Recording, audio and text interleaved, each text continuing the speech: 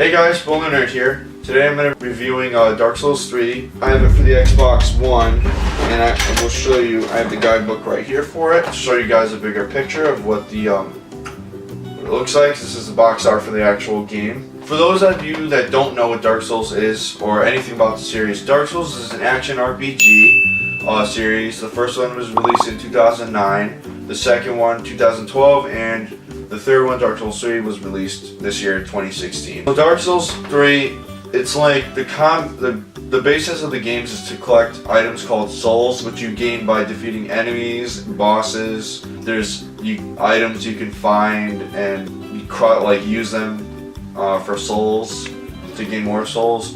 You use the souls to level up your character, a Firekeeper, to level up with souls in Dark Souls 3. Each time you level up, it increases the amount of souls you need to level up the next.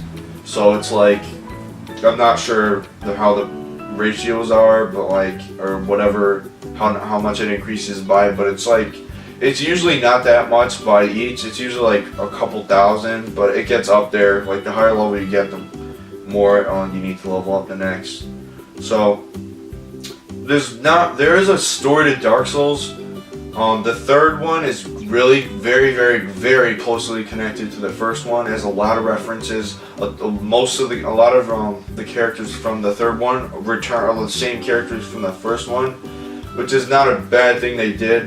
But they did really reuse a lot of characters from the first game, which is, I don't know, not that I really minded because I didn't recognize most of the people. Because I didn't play the first one first and start with it. But Dark Souls 3 is it is really closely connected to it in terms of story, characters, a lot of locations. There's a lot of locations from the first game that are also in the third, although the third takes place hundreds of years later. But the basis of any Dark Souls game is this. You kill enemies, standard enemies, you start in an area, you kill the enemies there, you get souls, and you explore around, you find items and stuff, and then there's a boss at the end of the area, and you kill the boss, you get their souls or whatever. You can either, you get souls for beating them, and usually, not always the case, you get a soul to, an additional soul to use you can use it for souls, or you can use it to make boss weapons, which is just the weapons that the bosses use. Not all bosses. Now you can't get a boss weapon from all bosses, but you can for most of them. There's a total of the bosses in Dark Souls 3 are, there's Champion Gundyr, not in order, because I can't remember in order. There's like 10 bosses. Champion Gundyr, there's like a dragon that it's not really much of a boss fight at all. You just jump on its head and kill it instantly. You use a plunging attack on it and it kills it instantly. The Abyss Watchers, I'll never forget the Abyss Watchers. That's my favorite boss fight in the whole game. Love the theme song. The Twin Princes, Lothric. There's Yorm the Giant, High King Wolnir. He's like a big skeleton, like a king skeleton. He was one of the easiest bosses ever in the game. He's really easy. But once you beat all the bosses, once you beat Prince Lothric and another one, then his brother, you get access to the final area, which is it's the world without fire. It's like a world of like pitch black. And then you go to a volcano, which is the final area for the game. There's no enemies there, standard enemies, but you just walk up the mountain, you enter the area, and you fight the last boss, which is the Soul of Cinder.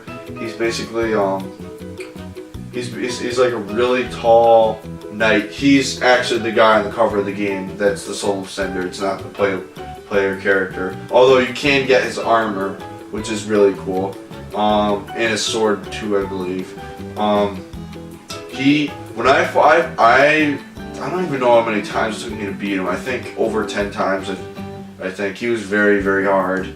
I tried to use everything. I tried to equip the strongest armor, even to slow down my dodge rolling, which is a concept in the games that you have to do a lot. It's just, for Xbox you press B, it's like you just dodge out of the way to dodge enemy attacks. You can do left, right, back, forward. It's not omnidirectional, but so that's basically, once you beat him, that's the end of the game credits roll, and you can start a new game plus up to, I believe, 7 times. You could, yes, it's like 7 times you could start new game. Each time you do, the enemies get harder, but they drop more souls, and the rewards and items you find get reset, so you can keep collecting them, which is really cool. In case you missed anything on the first, you can just re-get it. Re-grab it in the second playthrough, bought like a boss weapon or something that you didn't get. So that's basically Dark Souls 3 in a nutshell. The areas, I love the game, the game's areas. It did reuse some locations from the first game, but it like redid it when it's their own style. Like in Orlando, for those of you that remember, in the first game it was like a castle city kind of thing. It was really, really cool looking. It was always bathed in a golden light, which is really cool because it was like it was like the god city. But in Dark Souls 3, it's a snowy, iced over, everything's like freezing, blizzards everywhere, and like all the enemies are like ice themed and cold themed. Like the knights are covered in ice and stuff, and they fight, and it's really cool. But I love the graphics in the game are really good, and the soundtrack is amazing. I love the boss themes; are really, really good. But there's only two problems I have with Dark Souls 3, or 3 actually. One is the lock-on system. It's awful. It's just a dot, and compared to the other 2 games, which had an actual like reticule, like an aiming reticule, like when you lock onto the enemies, which was a lot easier because it was bigger, it was easier to see, it never broke off, because in Dark Souls 2 the reticule always breaks off if you lose sight of the enemy, which is really ridiculous, especially in a boss fight, because you just need to be able to see where they are, obviously. And the camera, it kind of ties in, yeah, it does tie in actually to the lock-on system, because the game's camera kind of sucks. I fucking hate this camera thingy. It's difficult to really see enemies like all around you. You can turn around, but you can't really look and see all 360 degrees around. It's like really hard to do that, so enemies can come up behind you and just kill you out of nowhere. So that's pretty much it. I did enjoy Dark Souls 3 a lot. It was a lot of fun for me. I did love the boss fights. Otherwise, nothing really comes to mind. I don't really think I had trouble with anything else. Jorm the Giant, I beat on my first try. Of course, I had Siegward to help me, who was based off of a character from the first game, Siegmeyer. Siegward is my boy, so I kind of love him a lot. E.R.E. serving a death wish, so I'ma hit you like this. Early in the morning, hop into the B&Z. I got 44 ways to get paid, sitting in my lap as I roll up. And finally, the last thing I'm going to talk about is the Ashes of Ariandel DLC. I haven't beaten it. It's not that long though. It's really not. In order to play it, I think you need to be at least level 80. I was 110 when I started it, so the enemies I killed, like the standard enemies, I killed in 3 hits. And there's like these bigger Millwood Knights, they're called. They're tougher to fight, and they also enter like a berserk mode too, which they can activate, and it gives them increased ferocity. Their attacks are stronger, like relentless and kind of assholes, but they weren't that hard. Mine still went with the hammer, kind of harder, but not really. There's only 2 boss fights that were added in. There's an optional one, which was the one I beat. It was Gravetender's champion and the champion's Great Wolf. It's 2. First, it starts with the Grave Tender. He's just like a standard. He's your size, like a little smaller than you, your character. He's like a human character. He can be backstabbed, parried. You fight him just like you would in a PvP match, which is another thing that in the Dark Souls series, which you can do. Fight. It's not, because Dark Souls is not a game you can play online, but people can join your game if you have a summon sign on the ground, which you need an item to make. So it's not like an online co-op game like that, but it does have it to a very limited extent. But after that, it was I beat him. I mean, 4 tries was not that bad. I don't know how many tries, took other people, but it was just an optional boss. But here's an interesting thing. For those of you that know anything about the Dark Souls lore, even if you don't, there's a character in the first game, Knight Artorias. He was like a legendary hero knight, and he's also a boss in the DLC of the first game, Artorias of the Abyss, which I haven't actually played that. I should get on that soon.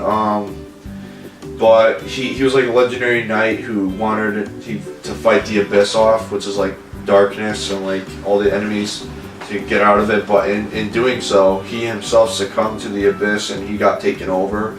So he became like evil. But the Grave Tender's champion in the third in Ashes of Arendelle, that location is the same location you fight Sif, the Great Wolf, in the first game, which is really cool. I found that. I realized it right away because I saw I saw Artorias' gravestone and his sword stuck in it. I was like, dude, in the field with flowers and stuff. I mean, obviously it was all iced over because that's what Ashes of Ariandel's. The setting is like an icy land, snow and all that, wintry, which is really nice, beautiful setting, a really, really nice setting to put it in. And then the other boss, the main boss of the area, the whole Ashes of Ariandel, is Sister Freed, and Sister Freed. I don't really know anything about her. I can't really gather anything. I think she was a fire keeper. She looked like one. And then I fought her, and there's 3 phases to her battle, her boss fight. There's her, and then I beat her, and then her big monster guy with a bowl. That's her father Ariandel. He once you kill her, once you fired and kill her in the first part of the fight, he comes in and then he gets all pissed and he's swings his bowl around, because he's mad you killed his daughter. And then you fight both of them. He revives his daughter, and then you both fight them. And then the third phase, after you kill the father Ariandel, Sister Freed, she comes back and she wields 2 scythes. One's like a dark black flame scythe, and it releases she can whack the ground and send black flame shockwaves like Amaterasu from Naruto, and she also uses an icy scythe, which she uses. That was her main weapon in the other 2 fights. But I didn't beat them yet. I got to the 3rd phase, but once she started, I just ran I teleported out of there because that was just too much. Because you don't get a break, you don't get an Estus flask refill, which is the Estus flask. For those that don't know what it is, it's the main healing item in the game. You can fill it up with Estus, which you can replenish at any bonfire, which are the save points in the game. But yeah, I haven't beaten it yet. I'm just trying to grind a little bit. I'm like level 13 or 14 right now.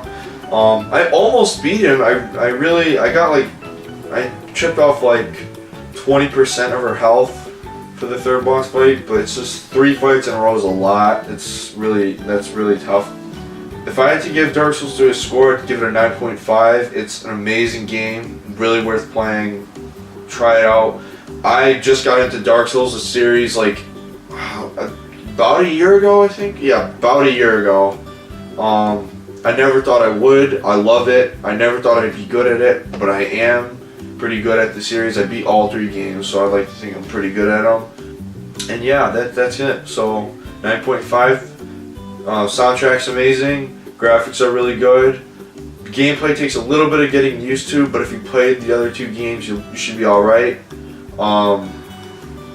And yeah, so definitely try it out, guys. If you haven't played Dark Souls yet, definitely give it a try. Be prepared to get some, raids and stuff a little bit sometimes, but it's just a game, There's no matter what, it's just a game in the end, so it's not that big of a deal, really. So yeah, don't forget to like, subscribe to the Lafafi Squad, also to Johnny B's channel and Steampunk Jester's channel. Go subscribe to them too. And that's gonna be it. So until next time, guys, Spoiler Nerd out. Have a good one.